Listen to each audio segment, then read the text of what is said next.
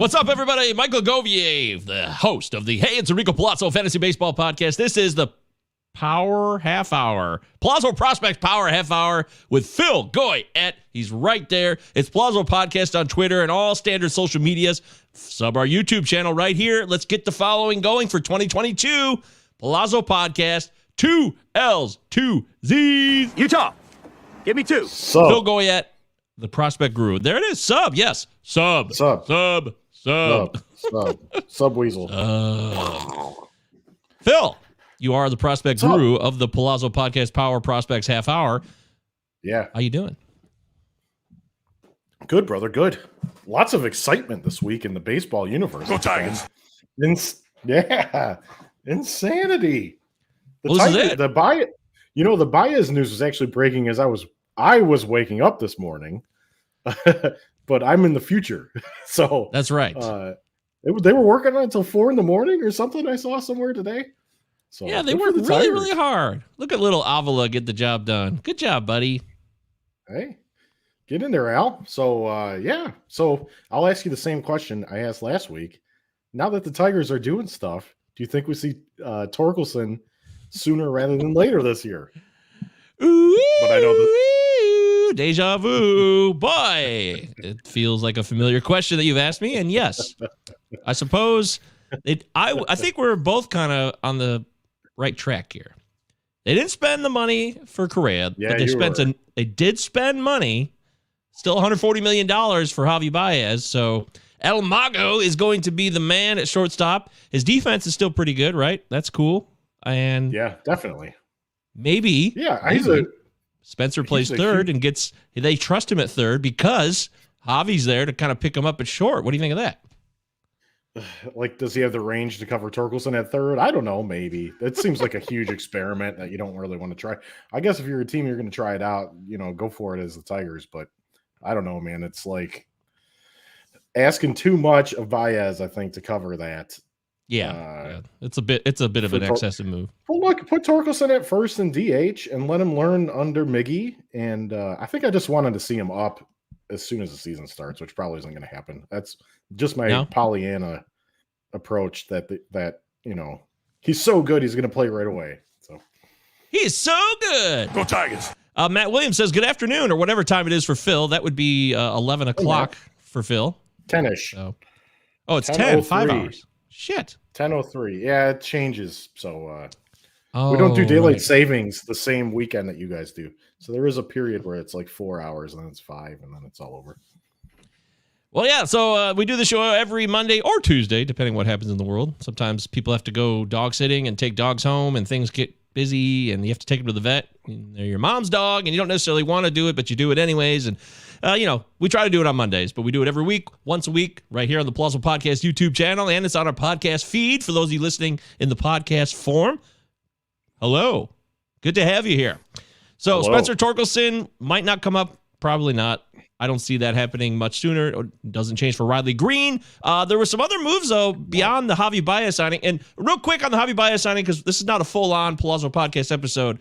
We focus on prospects here, but I initially reacted negatively to the signing because I thought of him from a fantasy perspective. So that was a little unfair, and I was kind of called out for that by Ryan Venancio, friend of the show, and he kind of got me thinking, hey, why are you so angry about this? Why are you so disappointed with the Javi Baez signing? And I started to think, well, wait, it's not my money. What do I care? And yes, his offensive numbers, especially with plate discipline, we know some of the contact rates in the zone, not so great. They seem to be deteriorating a bit as he ages. That'll be a problem down the road. But for right now and right here, if you're looking to take the next step, shit, I guess I have to give Chris Ellis credit. I'm grateful that he spent $140 million when I never even dreamed that he would spend a combined, $210+ million when you throw in Eduardo Rodriguez. So yeah. I got to rethink this, and I owe Venancio credit for making me rethink that. So thank you, Ryan. You're a good man. You really nailed the signing when we talked last time. I said Correa, and you said there's no way they're going to spend that. I could see him spending about half that, or I think is exactly what you said, which is essentially what they did for Baez. So, I mean, and he's maybe a step down from Correa, but it's not a gigantic step down, I don't think. It's not a too low. He's not double the value of Baez. So it seems like a good get for the Tigers. And I think I'm totally winging this. But I think I recall that Baez, when he moved to New York, a lot of the plate discipline stuff actually got a lot better for that little stretch run with the Mets. And he kind of looks like a different player when he does that. He can do that, run hot and cold. But for fantasy, he's the kind of guy that can win you a league if he gets really hot. Or has really good BABIP for a season. Absolutely. Completely agreed. Matt Williams wants his no. He's a Mets fan. Homer topic for the Prospect Show. Nick Plummer. Discuss Nick Plummer. I don't even know who Nick Plummer is, so fill us in, Phil. You kind of got me on that one too, Matt. I know that the Mets signed him to a major league deal sort of out of the blue. I can't remember if he was a Red Sox prospect that the Red Sox cut loose as a minor league free agent that the Mets then went in and signed. I don't know him off the top of my head. I think that's about correct. But they gave him a major league deal. Is that really? right? Huh. I don't know. Matt, you stumped the stump. You stumped the master himself. How about that? Well done. I don't know anything about Nick Plummer. Where's he going to play? He's an outfielder. Does this mean Conforto's gone? Yeah. Conforto is gone. He's not. Yeah, they signed Nick Plummer to a major league deal. Okay. So that suggests he's got to be on the active roster, yeah? To start the season, if they're going to keep him. So I read about this guy last week, actually. I know who this guy is now. Okay, I just didn't know him from name recognition, but I was on the Triple Play podcast last week. Some reason I was representing the Mets in the NL East breakdown. Cardinals. Because I enjoy the Mets. They're fun for some reason. They're like my National League adopted team. I don't really know why. I like the color scheme. I just like the color scheme. But, yeah, Nick Plummer was a guy they took a chance on. So, okay, now I know who this player is. Yay! Cardinals outfield prospect. I was wrong. So I don't know. They seem to have a lot of players that can play in the outfield mix, including the two that they've signed. I think since they signed Plummer, I think they signed Canada and they signed Starling Marte since, right? So yeah, Canha, Starling Marte. I don't know where the spot is for him. Nimmo. I guess maybe Conforto. I don't know if Conforto's not coming back. He's going to the White Sox. So I don't know where he would play. Dom Smith's got to play somewhere. Jeff McNeil can play outfield. He still plays outfield too. I know they don't want him to anymore, but Jeffrey might. JD Davis. Too. I don't know. That's a mess. Flux. That's a mess. And they got a Khalil Lee last year. Remember him? Yes, there you go. Yeah. So who had a nice season? This guy would have to wow, right? Wouldn't he have to wow to make any type of impression, like in spring training or something?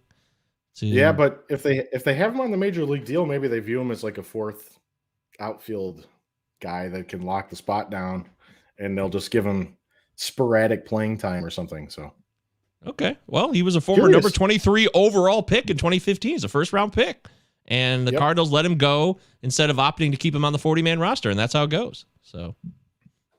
Could be a nice move. It seems like a smart, simple, easy signing. So we should know who Nick Plummer is, and I'm glad you brought him up, Matt. You did not ruin the show. Thank you. This is what the show's all about. Prospects. Stump the chumps. We had a comment before the show even aired. This is from earlier this afternoon. A pre-show comment from Helmut Cormales, friend of the show. Hello, Helmut. After the Simeon, good list of players to look into one time. So keep them coming. Oh, really? Okay. Well, that's rep. That's what I'm talking about. After the Simeon and Seager signings, what happens to Texas middle infield prospects? Foscue, Josh Smith, and Ezekiel Duran. Josh Young at third base. No room there. This has been a running debate since these two massive signings went down for the Rangers with Corey Seager and Marcus Semien about what about Nick Solak even? I mean, what is the story with all these guys? Yeah, Solak's probably going to get traded, I would think. Young, I think, will be the third baseman, maybe not right off the bat, but once depending on what happens with the CBA, but once the control deadline passes, if that sticks around, I think Young is going to be a contributor this year for the team, especially if they're trying to win games, which it looks like they're doing. Kiner Falafels is going to be like a utility guy then, I would think, if that's the case. Yeah. Foscue, the order helmet had him there as an order that I think I like the players for the future for the franchise. So Foscue, then Smith, then Duran, I think was the third guy. So I think Foscue is the most promising player of the group because he has a lot of power, which I like. He has a great plate approach, which I like. So he could be an impact guy pretty soon as well. Where does he play? I don't know. That's a good question. But they've got the DH. And he might be a guy that you could stick in a corner outfield spot. So I don't think he's going to be completely blocked. If Josh Smith works out, I think it's more of like a wild card anyway. So if he forces the issue, that's a good thing. They're going to find somewhere to play him. He's not a certain major leaguer, so I wouldn't worry too much about him getting blocked anywhere. And then Duran, I think, like I said, is maybe third on that pecking order, so he's probably not a huge impact player either. I think Foscue's the impact player on that list, and I think he's still going to play sooner than later. I don't think he gets blocked completely by these moves. Boy. Well, it's a good problem to have. There's nothing wrong with loading up on a buttload of talent and trying to see what you can do with it. So I'm a fan of this. I love Texas putting the money into it. I don't care. I don't run their front office. Who do I care? Who do I have to complain about here? Congratulations. You signed big-time talent in Texas, and now you have something to look forward to in 2022 because there's not going to be much to look forward to in about 24 hours. We're on an eve here. It's lockout eve here on the Prospects Power Half Hour with Phil Goyette. Make sure you follow Phil on Twitter at Phil of Sports. That's PHIL of Sports. Phil of Sports. Get it? Ha ha! And I'm at MJ Govier, of course. That's you. That's me. One thing about those signings, too, somebody said it on Twitter earlier. You sign Seager and you sign Semien now because you're not going to get to sign him next year. So if you want those guys for year 2 or year 3, if you're looking at that as your compete window, you got to sign them now because they're on the market now, right? And I think Seager will be a shortstop for probably the first half of that deal. Semien can fill in at shortstop when Seager's not around. Semien's more capable second baseman too. Both the guys are offensive producers, so the team definitely improved a lot. Let's see if it's a playoff team now. I think they need. They got Cole Calhoun. They did have no pitching, so I mean. You don't like you didn't like the Spencer Howard deal. We talked about that, but you didn't like it for different reasons too. But yeah, I thought they'd keep Krause around because he might be a guy that is a back end rotation guy this year. They got John Gray, so they did. We get to see John Gray outside of Coors Field, guys. It's a big moment. I've been waiting. And that's a nice pitcher's Coors. It is a nice pitcher's silver park. Bullet. It is a nice That's pitcher's right. park. So maybe they can develop somebody.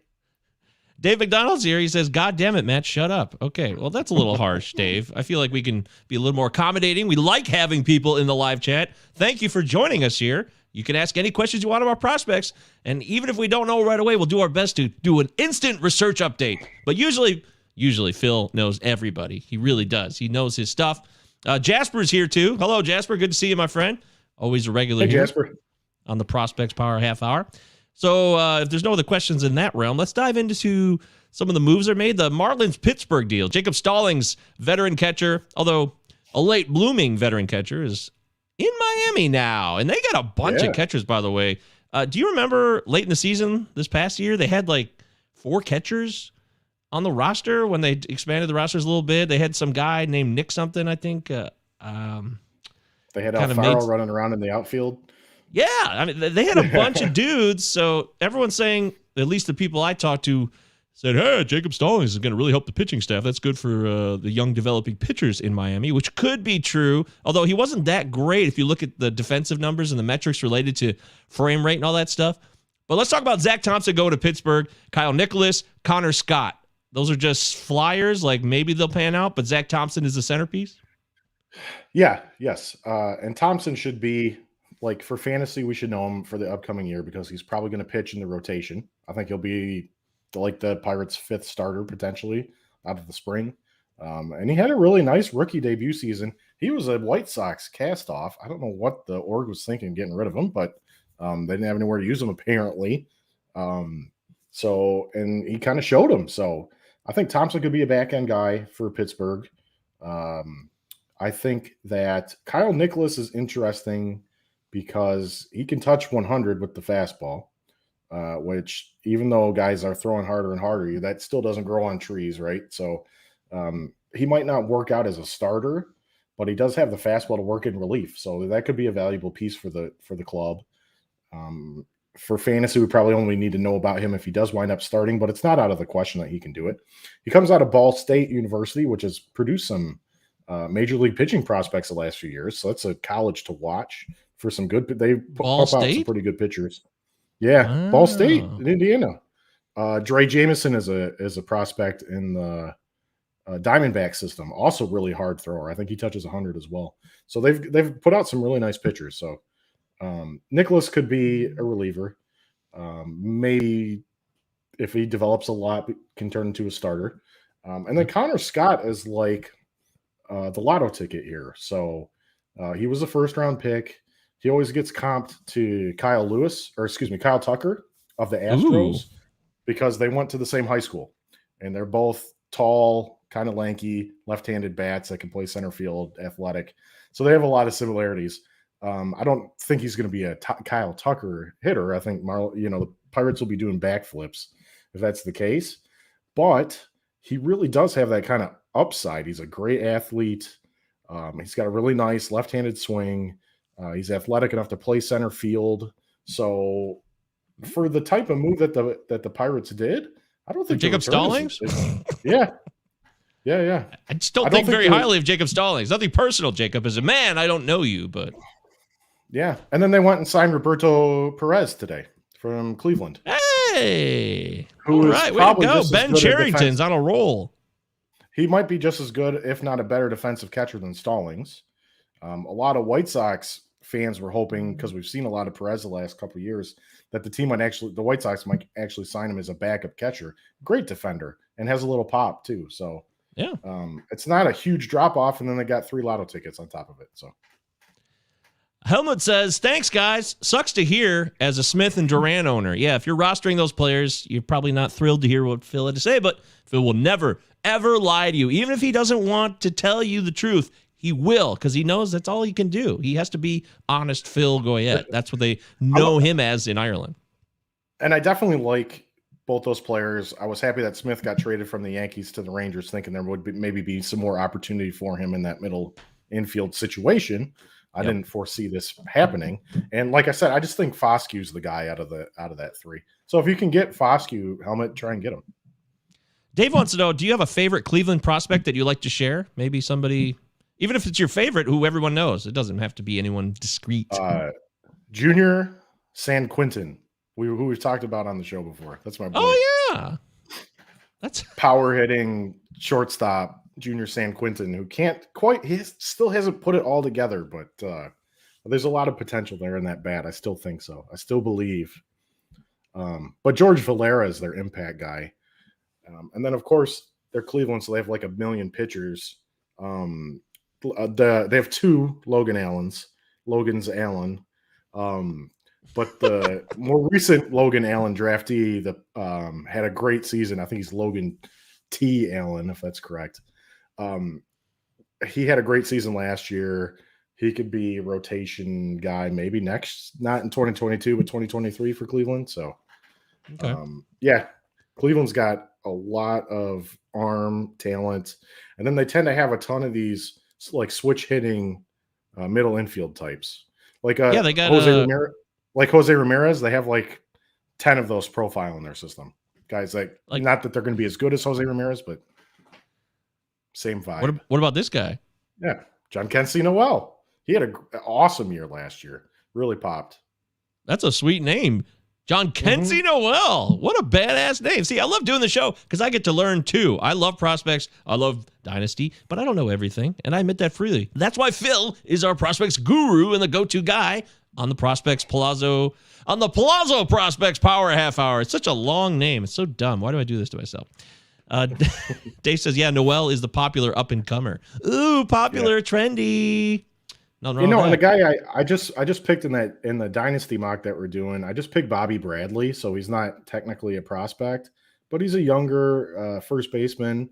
And especially in like an on-base league, if you're looking for power late, maybe he's a guy that hits 30 home runs this year. I think he has a job. Cleveland's kind of in a weird spot. There's a lot of jobs available right now. So the only reason I mix up or I connect Bobby Dahlbeck and Bobby Bradley because they both have Bobby in their name, but it's more than that. I swear they're like similar players. Yeah. They really are. True outcome first baseman. First baseman, yes. It's more than Bobby, absolutely. I swear. Okay, so that's the. Do you think Zach Thompson is going to be a special pitcher, real quick, or no? Not special, but 3. Could he be a 3? No, I think he's more like a number 5 in a rotation. But but that from being dropped by the White Sox, look where he's at now. Yeah, Richie Palacios, Dave just put up. Richie Palacios he's one of those switch hitting middle infielders. They have Bracco, Aaron Bracco. They've got Palacios. They've got I can't even remember everybody. Who's the kid everybody was really high on? He had a high BABIP to start the year. I can't remember now. Oscar Gonzalez, maybe? I don't know. They're loaded with that type of player. I still think George Valera is the big ticket, though. George Valera was very good by my estimated barrels and estimated xWOBA. Shockingly good, and he's young for level. So, well, they're officially the Guardians now. So, in case you didn't know, the transition has officially been done. It's complete. They are the Cleveland Guardians. What about Gabriel Arias? You got me stumped right now. Brian Rocchio. He's a shortstop. Rocchio's another switch hitting middle infielder. Yep. Oh, okay. Well, there's Aaron Bracco, Arias. There's Angel Martinez. Angel Martinez is the guy I was thinking of. Owen Miller came up and played this year. He was part of the deal. He's another one. So they like. And I loved Yu Chang. Yu Chang was a guy that I really liked. He's playing all over the place in a way, but he's not getting enough playing time. But I still like his bat. He's got some pop. So. Yep. All right, that's enough. That's enough, Dave. That's enough Cleveland Guardians talk for this show. We've already gone way too long. I'm giving you way too much respect for how little respect you showed me last night on the Friends with Fantasy Benefits podcast, which I did with Justin Mason and Dave McDonald, which you can check out on their YouTube stream or on their podcast stream. And they start the show with the Cleveland song about how sad it is at times, which is funny. But they close it by saying, at least we're not Detroit. And we cannot stand for that. We will not stand for that, will we, Phil? Cleveland was always like the lesser version of Detroit, right? Yes, exactly. Thank you. Thank you so much.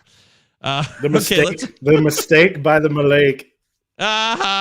See, Dave, how's that feel? You wish you could be on here so you could talk, but you can't. I've banished you to the comment section. All right, let's talk about some of the hitters from Arizona Fall League. Last week, we covered the pitchers. There were some hitters, and I actually saw some of these guys. I did see Nelson Velasquez of the Cubs, who was one of the big hits this year. He really stood out, and he was in that game that I saw over in Surprise. What's the story with Nelson Velasquez? Is this guy going to be an impact player soon or no? AFL hitter of the year. So, and he's in the right org for us right now because he's kind of like Cleveland. There are jobs available in the Cubs organization for skilled outfielders. So they signed Clint Frazier today, by the way. Yeah, there's another one. Interesting move. He just, I don't know if it was the concussions and the injuries and everything just kind of conspired against him and playing in New York and for Clint, but the skills are still there. The bat speed's still ridiculous. So okay, if he can harness it, Velasquez, very athletic, can cover I think all 3 outfield spots if needed. I actually didn't know a lot about him before he started blowing up in the AFL. I went back and looked at my stats, and his barrel rate was double digits. Estimated barrel rate was double digits, which is super. And he had 17 stolen bases last year, too.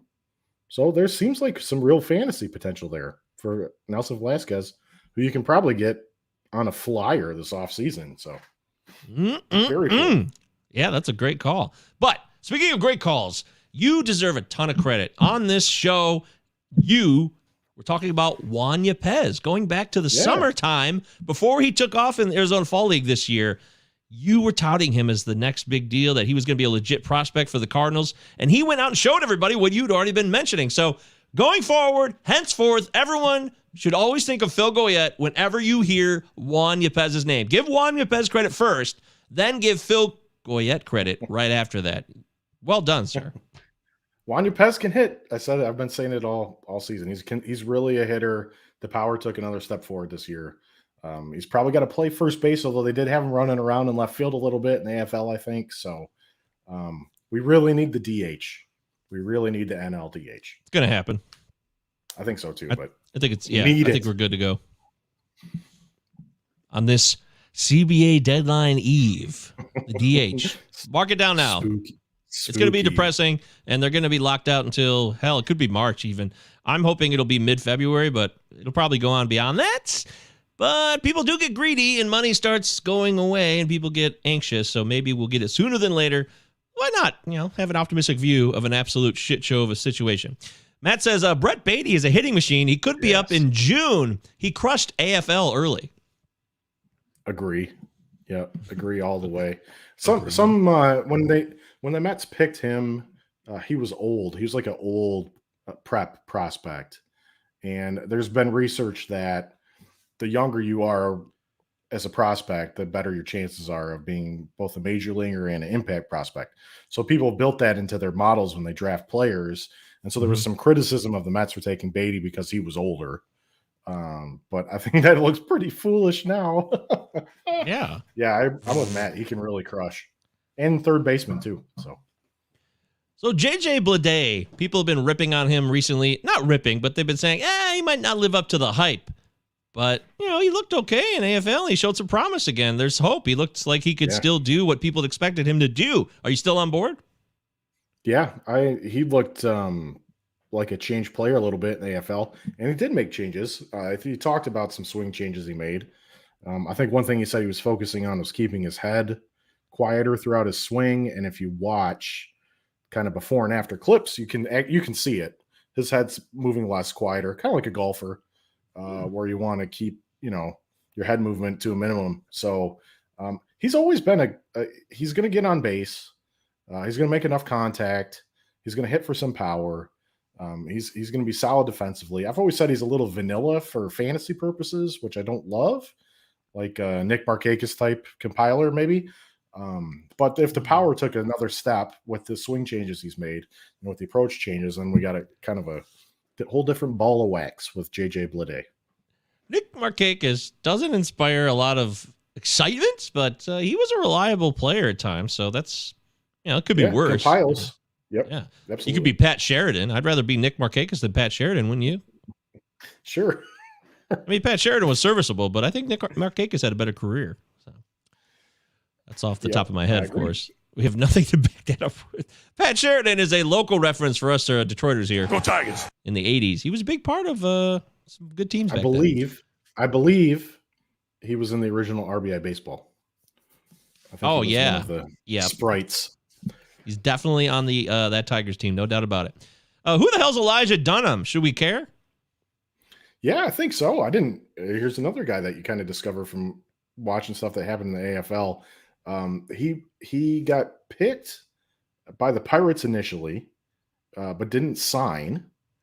And then he wound up signing a minors free agent deal with the Yankees instead. But his ops in the AFL was over 1,000. He hit 13 home runs. He stole 28 bases in the minors last year.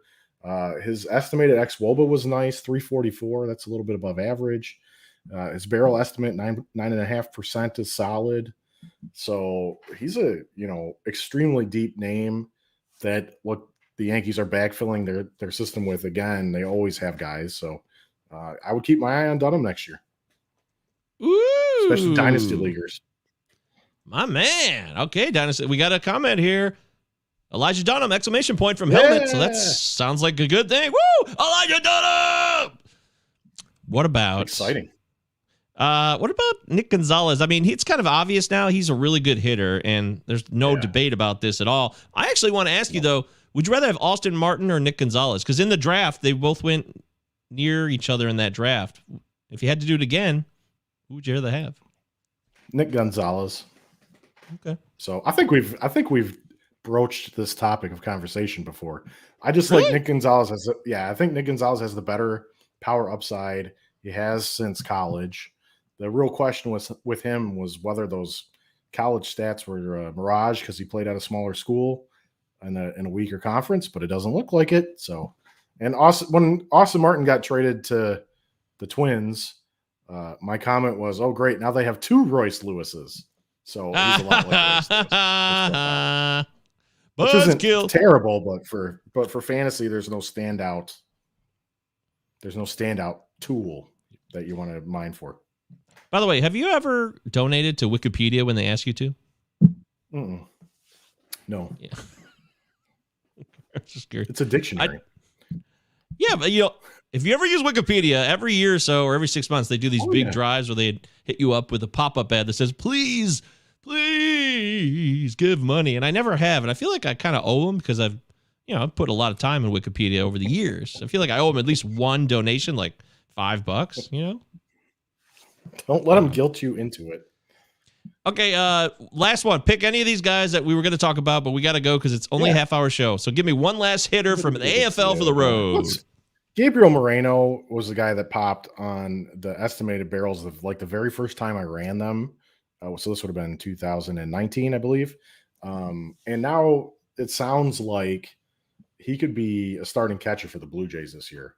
So if for some reason, maybe you're playing a dynasty league that's shallower or something, go get Moreno, because if he is a starting catcher, he can really hit too.